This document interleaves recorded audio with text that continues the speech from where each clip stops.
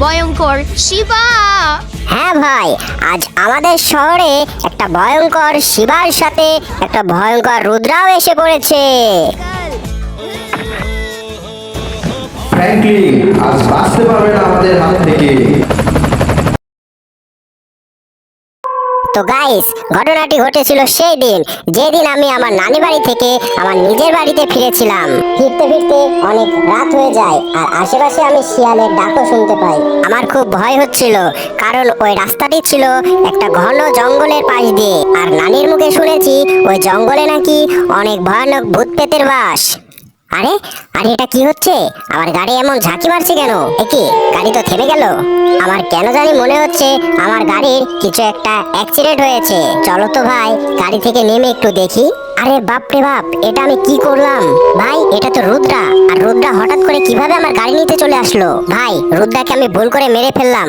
এখন রুদ্রার বাবা তো আমাকে আর ছাড়বে না। রুদ্রার বাবা তো অনেক রাগী, কিন্তু রুদ্রা আমাদের শহরে কেন এসেছে? ভাই আশেপাশে কাউকে দেখতে পাচ্ছি না। চলো ভাই, রুদ্রা বাবা এখানে আসার আগে আমি এখান থেকে কেটে পড়ি। ওরে বাপ রে বাপ, গাইস আজকে আমার কি হয়ে গেল? আর ওই রুদ্রার বাবা অনেক শক্তিশালী। ওর বাবা যদি একবার জানতে পারে যে আমি তার ছেলেকে মেরেছি, তাহলে ও আমাকে সহ আমার পুরো শহরকে একেবারে ধ্বংস করে ফেলবে। আর ওই রুদ্রার বাবা কিন্তু অনেক বড়। তবে যাই হোক, আমাকে কিন্তু কেউ দেখতে পায়নি। চলো গাইজ, আমি একটু জোরে চালিয়ে তাড়াতাড়ি আমার বাড়িতে চলে যাই। আর তারপরে গাইজ আমি বাড়ি চলে যাই, আর রুদ্রার ছেলের মৃতদেহ সেখানেই পড়ে থাকে। এদিকে সেই সময় জঙ্গলের মধ্যে ছোট রুদ্রার বাবা তার ছেলের জন্য অপেক্ষা করেছিল। আরে আমার ছোট ছেলেটা খেলতে খেলতে কোথায় চলে গেল? অনেকক্ষণ হয়ে গেল, সে এখনো আসছে না কেন? আমাদের আবার তাড়াতাড়ি এই শহর থেকে আমাদের নিজেদের শহরে চলে যেতে হবে। আবার 1 মাস পর আমি আর আমার ছেলে রাতের বেলা এই শহরে ঘুরতে আসব। কিন্তু এদিকে যাওয়ার সময় তো হয়ে গেল, আর আমার বাচ্চাটা কেন এখন আসছে না? চলো আমি আমার পাওয়ার দিয়ে দেখি আমার বাচ্চাটা কোথায় কি করছে। আরে এ কি, আমি কি দেখছি? আমার ছেলে তো মারা গেছে। আরে ওই তো ওর পাশে একটা লোককে দেখছি। আরে হঠাৎ এই শহরে ফ্র্যাঙ্কলিন, আগে ওকে তো আমি ছাড়বো না। ওর এত বড় সাহস, ও আমার ছেলেকে মেরেছে। আগে ওর পুরো শহরকে আমি ধ্বংস করে ফেলবো, আর এই শহরের সব মানুষকে আমি শেষ করব। এই দেখো, আমার আদরের ছোট ছেলেটা এইখানে মরে পড়ে আছে। আমার সর্বনাশ হয়ে গেল। আমি এখন বাড়ি গিয়ে ওর মাকে কি জবাব দেব? না না, আমি কাউকে ছাড়বো না, সবাইকে মারবো। আর আমি এক্ষুনি যাচ্ছি ওই বদমাস ফ্র্যাঙ্কলিনের বাড়িতে। আজ আমি পুরো শেষ করে দেবো সব কিছু, আর তার আগে আমি এই বিল্ডিংটাকে ভাঙবো। এই দেখো আমার পাওয়ার। ভাই আমি ভুল করে ওই রুদ্রার ছেলেকে মেরে ফেলেছি, কিন্তু আমার ভাগ্যটা অনেক ভালো, কারণ ওর বাবা আমাকে দেখতে পায়নি। ওরে বাপ রে বাপ, আজকে গাইজ অনেক বাঁচা বেঁচে গিয়েছি। দেখি তো টিভিতে কিছু দেখাচ্ছে নাকি। বাপরে, দেখো ভাই, রুদ্রার বাবা তো রেগে আমাদের শহরের দিকে আসছে, আর সে তো অনেক রেগে আছে। মনে তো হচ্ছে আজকে সবকিছু ধ্বংস করে ফেলবে। দেখো দেখো, বাপরে ভাই, রুদ্রার বাবা তো এক লাথি দিয়ে বিল্ডিংটা কাট করে ফেললো। আর এখন কি হবে? মনে তো হচ্ছে যে সে সবকিছু জেনে গেছে যে আমি ওর ছেলেকে মেরেছি। বাড়িতে কে আছিস? তাড়াতাড়ি বাহিরে আয়, তাড়াতাড়ি বাহিরে আয়। বাড়িতে কে আছিস? তা না হলে আমি তোর বাড়িটাকে উড়িয়ে দেবো লাথি মেরে। 1 মিনিট, বাইরে তো কিসের জোরে জোরে আওয়াজ হচ্ছে? চলো চলো চলো গাইজ, বাইরে গিয়ে দেখি কিসের এত জোরে শব্দ হচ্ছে। এ কি, এ তো আমার বাড়িতে রুদ্রা চলে এসেছে। আরে এই শয়তান মানুষের বাচ্চা, তুই কি ভেবেছিস তুই আমার ছেলেকে মেরে ফেলবি আর আমি কিছুই জানবো না? আমি সব জেনে গিয়েছি। তুই আমার আদরের ছোট ছেলেকে গাড়ি চাপা দিয়ে মেরে ফেলেছিস। আজকে এই শহরের সব কিছু আমি ধ্বংস করে ফেলবো, আর সাথে শহরের সব মানুষকে মেরে ফেলবো, আর তারপর সব শেষে আমি তোকেই মেরে ফেলবো। কিন্তু রুদ্রা, আমি তো ইচ্ছে করে তোমার ছেলেকে মারিনি। ভুল করে সে আমার গাড়ির নিচে চাপা পড়ে গেছে, আর আমি এসব বিষয়ে কিছুই জানি না। তোর কাছে মাত্র 1 দিনের সময় রয়েছে। এই 1 দিনের ভেতরে তুই যদি আমার ছেলেকে সুস্থ করে আনতে পারিস, তাহলে তোদেরকে আমি ছেড়ে দেব। আর যদি না পারিস, তাহলে আগে তোকে মারবো, তারপর তোর পুরো শহরকে মারবো। কথাটা যেন মাথায় থাকে। এখন আমি চলে গেলাম। আরে গাইজ, এটা কি হলো? এই রুদ্র তো জেনে গেছে যে আমি তার বাচ্চাকে মেরেছি।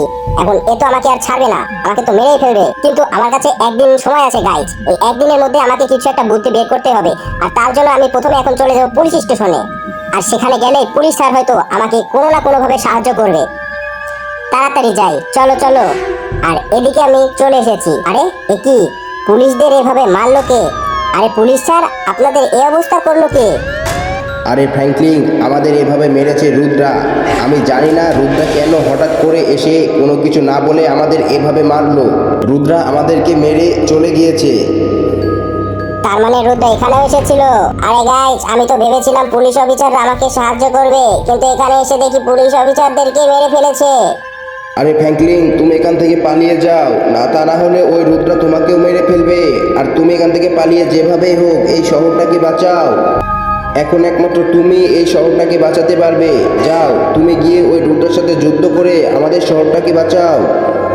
আরে গাইস, এখন যে কি করব কিছুই বুঝতে পারছি না। একমাত্র পুলিশ অফিসারই আমাকে বাঁচাতে পারতো, কিন্তু ওই রুদ্রা তো পুলিশ অফিসারকে মেরে ফেলেছে। এখন কি করা যায়, কি করা যায়?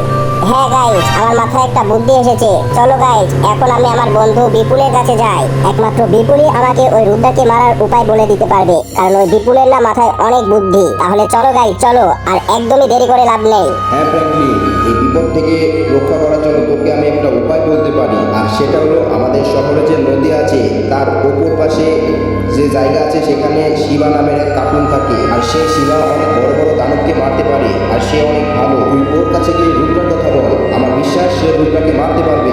নদীর পাশে একটা স্পিড বোট আছে, তুই সেটাতে করেই তার কাছে যেতে পারবি।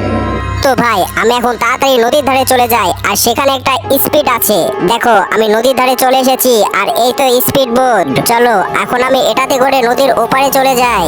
আর এই দেখো গাইস, এই স্পিড বোটটা কত সুন্দর চলছে, আর আমার অনেক ভালো লাগছে। আরে দেখো গাইস, আমি অবশেষে শিবা কার্টুনের কাছে চলে এসেছি। আরে শিবা ভাই, আমাদের শহরে একটা ভয়ঙ্কর রুদ্রা চলে এসেছে, আর এসে সে সবাইকে মারতে শুরু করেছে, আর সবার বাড়িঘর ভাঙতে শুরু করেছে। কি, ওই রুদ্রার এত বড় সাহস? ঠিক আছে, তুমি যাও, আমি আসছি। এখন আর চিন্তার কোনো কারণ নেই। এখন আমি স্পিড বোট নিয়ে বাড়ি চলে যাচ্ছি, কারণ একটু পর ওই শিবা আর রুদ্রার মাঝে ভয়ানক যুদ্ধ শুরু হবে। আর এদিকে তাদের মাঝে ভয়ঙ্কর যুদ্ধ শুরু হয়ে গেছে। দেখো শিবা রুদ্রাকে মেরে মাটিতে ফেলে দিল, আর বদমাশ রুদ্রাটা মারা গেল। শিবাকে অনেক ধন্যবাদ বদমাশ রুদ্রাকে মারার জন্য।